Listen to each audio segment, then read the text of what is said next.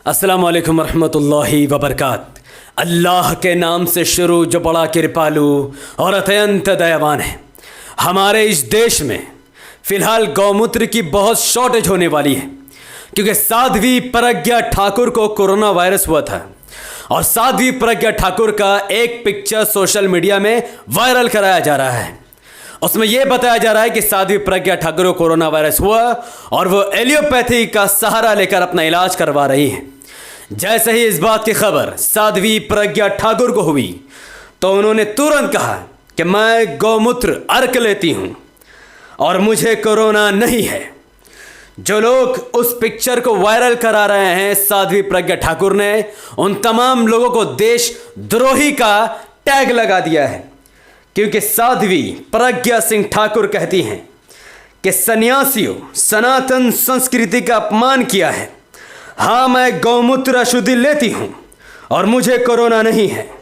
मुझे स्वस्थ बताकर अस्वस्थ बताकर देशभक्तों और गौ भक्तों का अपमान किया गया है।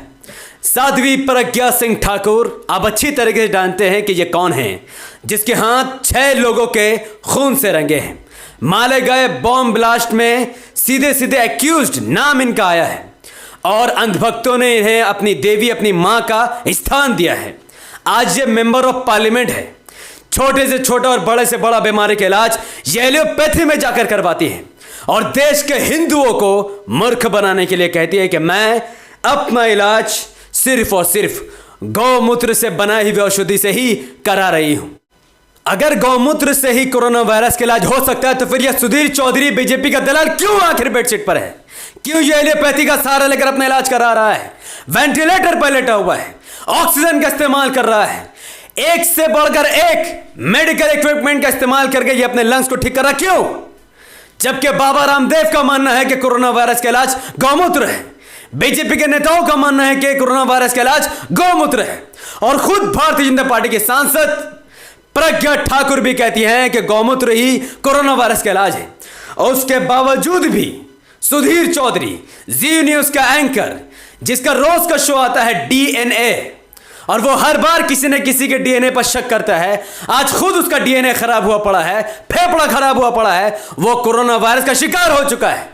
इस बात की वजाहत खुद जी न्यूज पत्रकार सुधीर चौधरी ने ट्वीट करके बताया कि हाँ, मुझे कोरोना वायरस हुआ है। मैं तमाम लोगों के मैसेज का रिप्लाई नहीं दे सकता। हाँ, 11 दिन से मैं कोरोना वायरस से संक्रमित हूं। इस वक्त मेरा इलाज चल रहा है, मेरा रिकवरी भी हो रहा है। धीरे धीरे मैं स्वस्थ होता जा रहा हूं।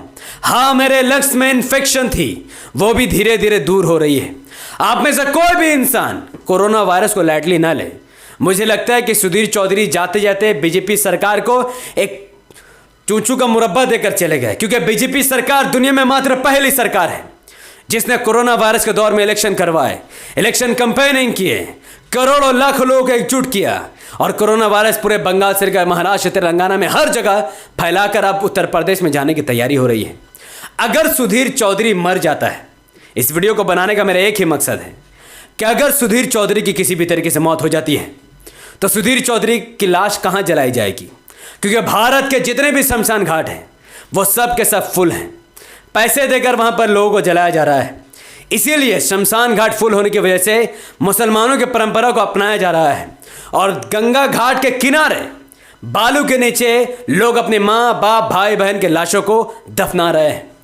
तो क्या सुधीर चौधरी के घर वाले पैसे देकर शमशान घाट में उसके लाश को जलाएंगे, या फिर नज़ाकत को देखते हुए, माहौल को देखते हुए किसी गंगा किनारे ही किसी जगह पर इसके लाश को दफना कर चलाएंगे? ये बात का जवाब मुझे खुद कमेंट में जानना है। जो भी अंधभक्त, वो हिंदू जो बीजेपी को वोट देता है, वो हिंदू तो आइडियोलॉजी रखने वाला शख्स जो सुधीर चौधरी को अपना बाप समझता है, उसको फॉलो करता है, उसका न्यूज़ को सही ठहराता है, जस्टिफाई करता है, मैं उनसे पूछता हूँ क्या आपके पास इसके बारे में कोई जवाब है? ये वही सुधीर चौधरी है जिसने तबलीगी जमात को कोरोना कैरियर कहा था। ये वही सुधीर चौधरी जिसने एलिगेशन लगाया था कि तबलीगी जमात ने ही पूरे भारत में कोरोना फैलाई है। आज कोरोना वायरस सुधीर चौधरी तक पहुंच गया तो मैं पूछना चाहता हूं कि कितने तबलीगी जमात वालों से सुधीर चौधरी ने मुलाकात की? कितनी तबलीगी जमात वालों के घर में सुधीर चौधरी ने जाकर खाना खाई है? क्या मौलाना साद साहब से सुधीर चौधरी का कोई कनेक्शन है? क्या तबलीगी जमात के लोग सुधीर चौधरी के घर जाते हैं? आखिर सुधीर चौधरी को कोरोना वायरस कैसे हुआ, और हुआ तो गौमूत्र पीने की जगह, गाय गोबर खाने की जगह ये एलियोपैथी से अपना इलाज क्यों करवा रहा है, मुझे इस बारे में थोड़ा सा जानना है।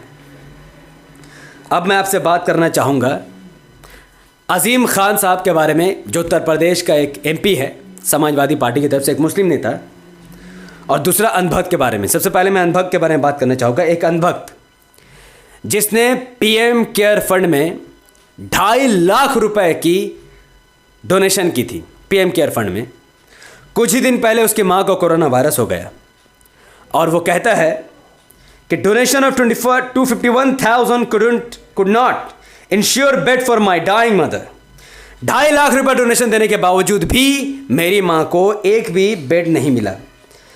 PM नरेंद्र मोदी को टैग करते हुए RSS स्मृति ईरानी और राष्ट्रपति को टैग करते हुए राजनाथ सिंह को भी इसने, यानी पूरे मोदी सरकार को घेरते हुए इसने सबका कॉलर पकड़कर इस अंधभक्त ने सवाल किया है, प्लीज एडवाइस, मुझे मशवरा दो, और कितने पैसे मुझे डोनेट करने पड़ेंगे ताकि थर्ड वेव में मेरे भाई, मेरे बहन, मेरे पिताजी का बेड मिल जाए अगर उनको कोरोना वायरस हो। तो वो पूछ रहा है मिस्टर विजय पारिक, आज 2021 का हमारे देश में सबसे बड़ा अंधभक्त और आज सबसे बड़ा देशद्रोही बनकर उभरा है, जिसने इस सिचुएशन पर हमारे देश के प्राइम मिनिस्टर नरेंद्र मोदी का सम्मान करने की जगह, उस पर भरोसा करने की जगह, उस पर विश्वास करने की जगह ये नरेंद्र मोदी से सवाल कर रहा है कि थर्ड वेव में अगर बेड नहीं मिला तो फिर कितने पैसे देने होंगे।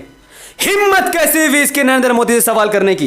इस अंधभक्त की हिम्मत कैसे हुई कि इसने राजनाथ सिंह से सवाल किया है? इस अंधभक्त की हिम्मत कैसे हुई कि इसने RSS से सवाल किया है? इस अंधभक्त की हिम्मत कैसे हुई कि इसने स्मृति ईरानी और हमारे देश के राष्ट्रपति से सवाल किया है? अगर इसकी मां मरती है तो मरे, इसका बाप मरता है तो मरे, इसके बहन और इसका भाई मरता है तो मरे, इसका कोई लेना देना नहीं है। PM मोदी इसके जवाबदार नहीं है, क्योंकि प्राइम मिनिस्टर नरेंद्र मोदी ने वोट राम मंदिर के नाम पर लिया था। प्राइम मिनिस्टर नरेंद्र मोदी ने वोट मूर्ति पूजा के नाम पर लिया था। आज राम मंदिर बन चुकी है। आज सरदार वल्लभ भाई पटेल की मूर्ति 3,000 करोड़ की लागत से गुजरात में बन चुकी है। और क्या चाहिए तुम्हें? मुसलमानों को परेशान करने के लिए तुमने बीजेपी को चुना था और NRC CAA बिल लाकर मुसलमानों को परेशान कर दिया गया है। तो किस बारे में सवाल कर रहा है अनबक मोदी से? जरा सा भी शर्म इसके अंदर है। ये भारत का देशद्रोही है, इस पर देशद्रोही का मुकदमा लगना चाहिए। NSA UAPS पर लगना चाहिए। विजय पारिक को इस यहां पर भारत में रहने कोई अधिकार नहीं है। इसको हर हाल में जेल में भर देना चाहिए। RSS के लोग से मैं विनती करता हूं, बीजेपी मिनिस्टर से मैं गुहार लगाता हूं, प्राइम मिनिस्टर नरेंद्र मोदी से मैं गुहार लगाता हूं कि विजय पारिक, जिसकी मां की मृत्यु कोरोना वायरस की वजह से हो गई और वो इस मृत्यु का इल्जाम नरेंद्र मोदी पर लगा रहा है, इससे बड़ा देश का अपमान, मोदी का अपमान, भारतीय जनता पार्टी का अपमान हो ही नहीं सकता है। अरे विजय पारिक, तू जैसे, तेरी मां जैसे, तेरे बाप जैसे, तेरे खानदान जैसे हजारों हिंदुत्व आइडियोलॉजी रखने वाले या हिंदुओं के खानदान मारे जाएंगे तो मोदी पर एलिगेशन लगाने की कोशिश पर मत करना, क्योंकि आज देश का मुसलमान मोदी के साथ खड़ा हो चुका है। हिम्मत कैसी भी मोदी पर आंच लगाने की? यह सोच कैसे लिया कि मोदी इसका जिम्मेदार है? मोदी जिम्मेदार नहीं है। PM केयर फंड में अगर तुमने 2.5 लाख रुपए दिए तो किसने कहा था कि तुम्हें 2.5 लाख देने से तुम्हारे घर में वेंटिलेटर पहुंच जाएगा? कब मोदी जी ने कहा था कि PM केयर फंड में पैसा देने से तुम्हारी मां को बेड मिल जाएगा? कोई है तुम्हारे पास एग्रीमेंट? कोई कागज पत्र है? मिस्टर विजय पारिक, कागज दिखाओ, कागज दिखाओ कि कहां मोदी जी ने कहा था कि तुम्हें तुम्हारे मां को बेड मिल जाए कोरोना वायरस में? नहीं कहा था, बस मोदी जी ने पैसा मांगा था। हमारे देश के PM का अपमान करने वाले को देश में रहने का कोई अधिकार नहीं है। और मैं गुजारिश करूंगा कि इस पर NSA UAPA टाडा पोड़ा लगाकर ताउम्र उम्र कैद से जेल में भर देना चाहिए। तो चलो, ये थी अंधभक्तों की धुलाई। अब बात करते हैं उत्तर प्रदेश के MP आजम खान के बारे में। Let's check. आजम खान साहब को इस वक्त कोरोना वायरस से वो संक्रमित है और वह हॉस्पिटल में भर्ती हैं। बीते कुछ वक्तों में कोरोना वायरस से वो काफ़ी हद तक बच चुके हैं, लेकिन उनकी हालत बद से बदतर बताई जा रही है। सांस लेने में भी उनको तकलीफ़ हो रही है, यहाँ तक कि उनके घर वाले भी बहुत चिंतित है कि कोई उनको देखने वाला भी नहीं है। जाहिर है कि इस वक्त वो प्राइवेट मेदांता नामी कोई हॉस्पिटल में शायद भर्ती है और वहाँ पर ही इनका इलाज चल रहा है। तो जो भी वोटर्स उनको वोट दिए थे, क्योंकि इनके जो भी बैकग्राउंड हो मुझे सबको मतलब नहीं है, लेकिन ये विश्वविद्यालय चलाते हैं जिनका नाम है जौहर, जिसमें सैकड़ों बच्चों बच्चियां मुफ्त में एडुकेशन हासिल करती हैं।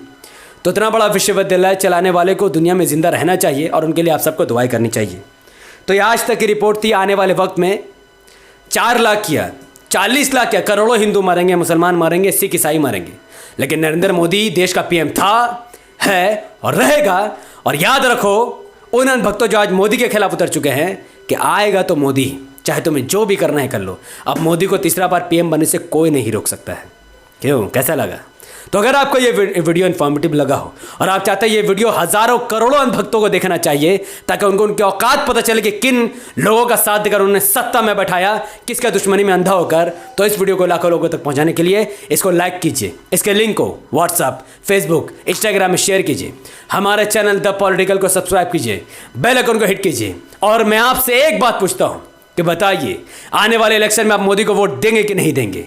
मैं चाहता हूं देश का पूरा मुसलमान, पूरा मुस्लिम समुदाय, दलित समुदाय एकदम से मोदी के साथ खड़ा हो जाए और 2025 के आने वाले इलेक्शन में मोदी जी को बहुमत से सरकार दे। एक भी सीट कांग्रेस को नहीं मिलेगा, आम आदमी पार्टी को नहीं मिलेगा, किसी को नहीं मिलेगा, सिर्फ और सिर्फ बीजेपी को मिलेगा।